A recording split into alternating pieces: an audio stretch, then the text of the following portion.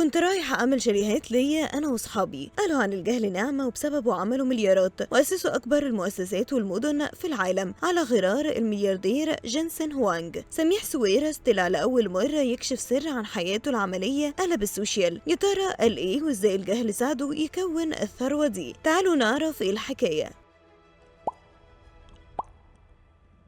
تخيل كده تبني مدينة كاملة وانت اصلا ما كنتش قاصد غير تعمل مكان صغير ليك ولاصحابك على البحر. ده بالظبط اللي حصل مع سميح سويرس اللي بدأ مشروع الجونة وهو فاكر انه هيعمل شوية فيلات ومرسى لليخوت وقعدة حلوة على البحر الأحمر. بس اللي حصل انه فوجئ بعد المرحلة الأولى ان مفيش أي خدمات حواليه وان الأكل والشرب محتاج يسافر له 30 كيلو عشان يجيبوه. ومن هنا بدأت الحكاية اللي حولت مجرد فكرة بسيطة لمدينة كاملة على مساحة 40 مليون متر مربع فيها فنادق ومنتجعات وفعاليات عالمية. سميح نفسه بيقول ان اللي انقذه كان الجهل. زي ما سمعت كده، بيقول لو كنت عارف تكاليف والتفاصيل والمعارك اللي هيمر بيها يمكن ما كنتش بدأت من الأساس، لكنه اندفع بالحلم من غير ما يحط كل الصعوبات قدامه، وده اللي خلاه يكمل خطوة بخطوة لحد ما بقى عنده مشروع عالمي. الكلام ده مش بعيد عن اللي قاله مؤسس شركة انفيديا العالمية جينسن هوانج، اللي اعترف انه ما كانش فاهم اي حاجة عن تأسيس الشركات وقت ما بدأ ومع ذلك كمل، وبيؤكد انه لو كان يعرف التحديات وقتها كان ممكن يوقف الفكرة كلها. لكن النتيجة النهاردة ان انفيديا بقت واحدة من اكبر واغلى شركات التكنولوجيا في العالم. سميح سويرس نفسه مش بس اعتمد على فكرة الجهل نعمة، لكنه عنده مبدأ مهم بيعيش بيه، وهو كلمة ما يصحش، الكلمة اللي بيعتبرها دافع لأي حاجة بيعملها سواء شغل او حتى حاجات شخصية. وده اللي خلاه يتعلم 6 لغات ونص زي ما بيقولوا، لانه ما ينفعش يكون بيتردد على بلد كتير وما يعرفش لغتها، واللي خلاه وهو عنده 59 سنة يقرر يتعلم العزف على البيانو بعد ما كان طول عمره ندمان انه ما اتعلمش. مش بس كده، هو كمان رفع التحدي وقال لازم اعزف وسط اوركسترا كاملة عشان اثبت ان الموضوع مش هزار. سويرس دلوقتي ثروته وصلت ل 1.2 مليار دولار حسب اخر التقديرات،